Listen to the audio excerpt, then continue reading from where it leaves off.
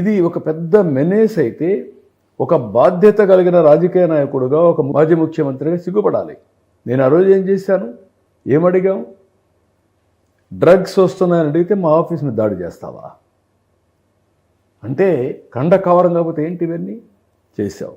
ఇప్పుడు వాడికి పోయి వచ్చావు. పోయి వస్తే ఏం మెసేజ్ ఇస్తున్నావు? పోలీసు ఏమైనా తప్పు చేస్తే చెప్పు, పై అధికారులు ఎన్క్వైరీ చేస్తారు.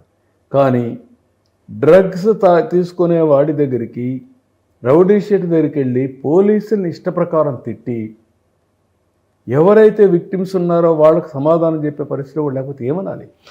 ఆయన కోపం ఎవరి మీద అంటారండి? అసలు ఓట్లు అయినందుకు, లేకపోతే అధికారం కాదు.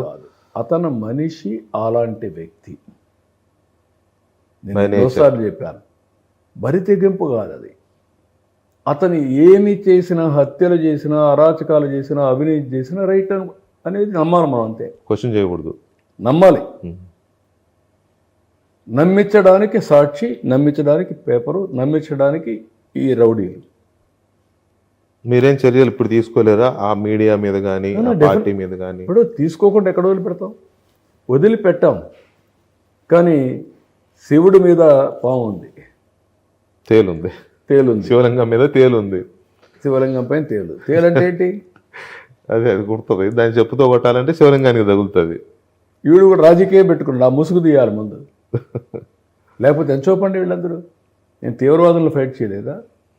ఫ్యాక్షన్ లీడర్స్ని ఫైట్ చేయలేదా? హైదరాబాద్లో కమ్యూనల్ వైలెన్స్ టోటల్గా ఎరాడికేట్ చేసి ఈరోజు మత సామరస్యాన్ని కాపాడలేదా? రౌడీ అనేవాడిని రాష్ట్రం నుంచి బాయ్కాట్ చేయలేదా?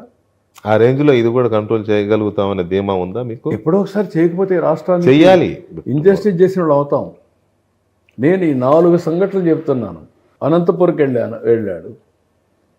వెళితే బల ప్రదర్శన ఏంటండి? నడి రోడ్డు మీద చంపేశారు మీరు మనుషులు. ఒకప్పుడు అడిగితే కూడా సమాధానం చెప్పారు. హెలికాప్టర్ కూడా డ్రామానే, అది ఒక డ్రామా ఆడతారు. అంటే ఏంటి ఇవన్నీ? గులకరాయి డ్రామా, కోడికత్తి డ్రామా, బాబాయిని చంపేసి వేరే వాళ్ళ మీద వేసేయడం. ఇంకా కూడా ఎందుకు ఈ డ్రామాలు అంటున్నా? ఇక్కడ వాళ్ళ ఇంటి దగ్గర సీసీటీవీ కెమెరాలు లేకుండా ఉన్నారండి. ఈ రోజుట్లో ప్రతి ఒక్కడి ఇంటి కాడ చిన్న ఇల్లు ఉంటే సీసీటీవీ కెమెరా పెట్టుకుంటారు కదా. మినిమం కదా అది. నువ్వు పెట్టుకున్నావు కదా. మీ ఇంటి దగ్గర కాల్చారు అని ఇష్యూ చేశావు. మీ ఇంటి దగ్గర ఉండే సీసీటీవీ కెమెరాలో ఇన్ఫర్మేషన్ ఉంటేవో మేము పెడితే ఎందుకు పెట్టారంట. నన్ను ఎక్కడికక్కడ ఇది చేస్తున్నారు, నా కదలికలు చూస్తున్నారు అనే పరిస్థితికి వస్తావు. నువ్వు అది ఇమ్మంటే ఏ విధంగా బ్లేమ్ చేస్తావు? దానికి ఒక బ్లేమ్ అంటే గుడ్డ కాల్చడం, మొఖాన్ని వేసేయడం, తుడుచుకోమనడం, లేకుంటే ఇష్టానుసారంగా డ్రామాలు ఆడేసి సింపతి సంపాదించాలనుకోవడం. అయ్యన్న పాత్రుడు గారు ఒక మాట అన్నారు స్పీకర్ అయిన తర్వాత, జగన్మోహన్ రెడ్డి అనేవాడు ఓడిపోయాడు కానీ చచ్చిపోలేదు అని. అంటే ఐ మీన్ ఆ రాజకీయంగా నేనేమంటా, నేను దాన్ని చచ్చిపోయేది అవన్నీ నేను మాట్లాడను. కానీ రాజకీయంగా ఇలాంటి వ్యక్తులు రాజకీయానికి అర్హత లేని వ్యక్తులు.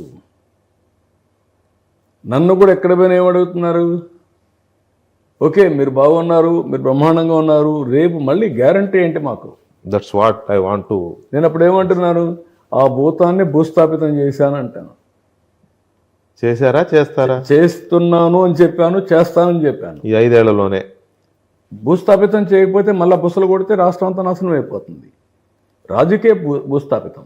అదే రాజకీయంగానే, భౌతికంగా అది ఎవరు ఆ దరిద్రం నాకు అవసరం లేదు. కానీ ఇలాంటి వ్యక్తులు సమాజానికి పనికిరారు. ఎవడన్నా రాజకీయం చేయండి. మీరు ఈ పదం మీరు వాడారు, లోకేష్ గారు వాడారు, అందరూ వాడుతున్నారు. పారిశ్రామికవేత్తలు కూడా మళ్ళీ జగన్ రాడని బాండ్ పేపర్ రాసిస్తారా అని అడుగుతున్నారు. అట్లా తయారు చేశాడు ఈయన అని. నిజంగా ఆ పరిస్థితి ఇక రాదు అని ప్రజలు ధైర్యంగా ఉండొచ్చా, నమ్మొచ్చా? ఆంధ్రప్రదేశ్ ప్రజలు అది ప్రజల చేతుల్లో ఉంది, వాళ్ళ ఉంది. నా చేతుల్లో ఉంది. నేను కన్విన్స్ చేయడం, నేను పర్ఫామ్ చేయడం 2. కానీ నేను పర్ఫామ్ చేసి కన్విన్స్ చేసిన తర్వాత ఇంకా కొంతమందికి ఎక్కడన్నా కానీ కులము, మతము, ప్రాంతం అనేది వస్తే దానికంటే దౌర్భాగ్యం వస్తుంది నేను అనుకోను. అది వదిలేయమంటున్నా. మనము, మన భవిష్యత్తు, మన రాష్ట్రం, దేనికి ఆలోచిద్దాం. ఒకసారి చరిత్ర తెలియకపోతే ఇప్పుడు మీరు మీ ఇంట్లో పెళ్ళిళ్ళు చేయాలి, ఎన్ని తరాలు చూస్తారండి మీరు? చాలా 7 తరాలు, అటు 7 తరాలు ఇటు 7 తరాలు అంటారు. ఎన్ని ఎంక్వైరీలు చేస్తారండి? ఒకవేళ ఏదైనా చెడు ఇన్ఫర్మేషన్ వస్తే ఫిక్స్ అయిన పెళ్ళి కూడా వదిలేస్తారు కదా, క్యాన్సిల్ చేసుకుంటారు కదా. అలాంటిది రాష్ట్ర భవిష్యత్తు మీకు పడదా?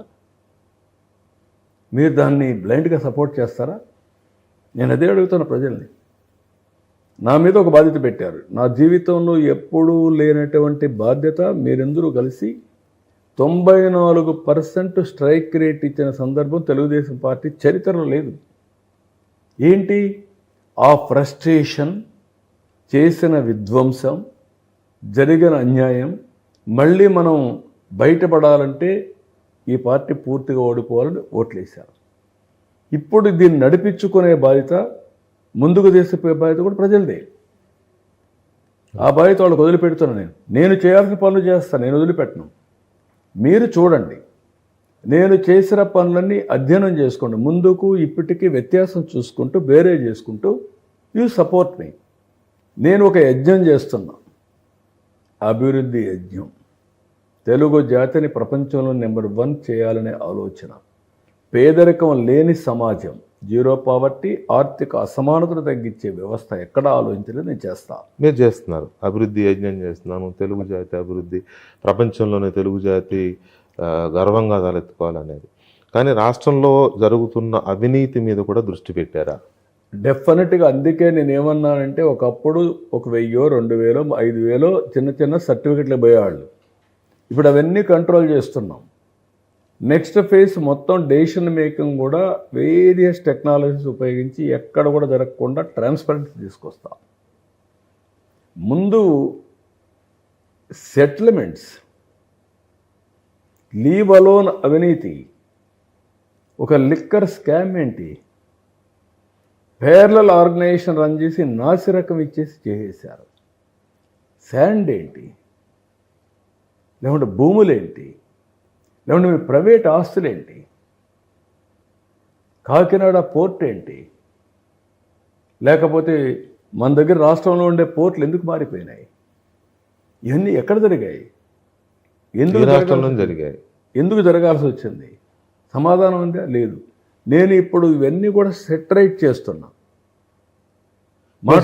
మీరు సెటరేట్ చేస్తున్నారు, కానీ ఇప్పుడు కూడా అది పూర్తిగా నాశనం అవ్వలేదు. ఇప్పుడు కూడా for that matter, I'm sorry to say, మీ ఎమ్మెల్యేలే గ్రౌండ్ లెవెల్లో కొంతమంది, ఐఎమ్ నాట్, కొంతమంది ఇప్పటికీ అవినీతి, సెటిల్మెంట్లు, ఇసుక, లిక్కర్ సిండికేట్లు, బినామీలు, బెల్ట్ షాపులు మీకు దృష్టికి వచ్చే ఉంటాయి. నేనేమంటానంటే,